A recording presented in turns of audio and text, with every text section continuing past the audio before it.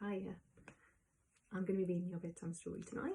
My children have chosen the book that they thought I should read for you, and it is The Snail and the Whale.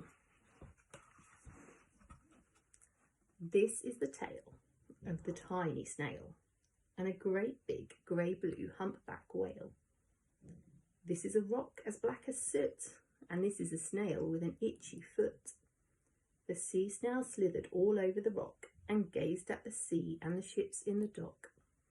And as she gazed, she sniffed and sighed. The sea is deep and the world is wide. How I long to sail, said the tiny snail. These are the other snails in the flock, who all stuck tight to the smooth black rock and said to the snail with the itchy foot, "Be quiet, don't wriggle, sit still, stay put." But the tiny sea snail sighed and sniffed, then cried, "I've got it, I'll hitch a lift."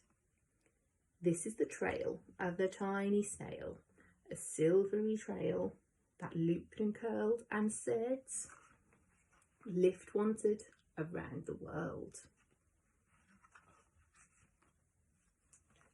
This is the whale who came one night when the tide was high and the stars were bright, a humpback whale immensely long, who sang to the snail a wonderful song of shimmering ice and coral caves and shooting stars and enormous waves. And this is the tale of the humpback whale.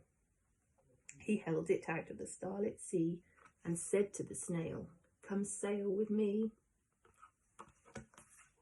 This is the sea, so wild and free, that carried the whale and the snail on his tail to towering icebergs and far-off lands, with fiery mountains and golden sands. These are the waves that arched and crashed, that foamed and frolicked and sprayed and splashed the tiny snail on the tail of the whale. These are the caves beneath the waves, where stripy fish with feathery fins and sharks with hideous toothy grins swam round the whale and the snail on his tail. This is the sky, so vast and high, sometimes sunny and blue and warm, sometimes filled with a thunderstorm, with zigzag lightning flashing and frightening the tiny snail on the tail of the whale. And she gazed at the sky, the sea, the land, the waves and the caves and the golden sand. She gazed and gazed, amazed by it all, and said to the whale, "I feel so small." But then came the day the whale lost his way.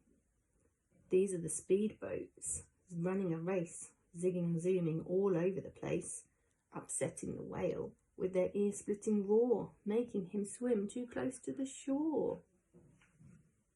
This is the tide slipping away. And this is the whale lying beached in a bay. "Quick, off the sands, back to sea," cried the snail. "I can't move on land. I'm too big," moaned the whale. The snail felt helpless and terribly small. Then, "I've got it," she cried, and started to crawl. "I must not fail," said the tiny snail. This is the bell on the school in the bay, ringing the children in from their play. This is the teacher holding her chalk, telling the class, "Sit straight, don't talk." This is the board as black as soot. And this is the snail with the itchy foot. "A snail, a snail," the teacher turns pale. "Look," say the children, "it's leaving a trail." This is the trail of the tiny snail, a silvery trail saying, "Save the whale." These are the children running from school, fetching the firemen, digging a pool, squirting and spraying to keep the whale cool. This is the tide coming into the bay. And these are the villagers shouting, "Hooray!"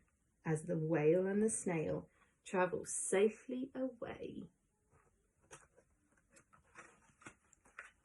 Back to the dock and the flock on the rock, who said, "How time's flown, and haven't you grown?"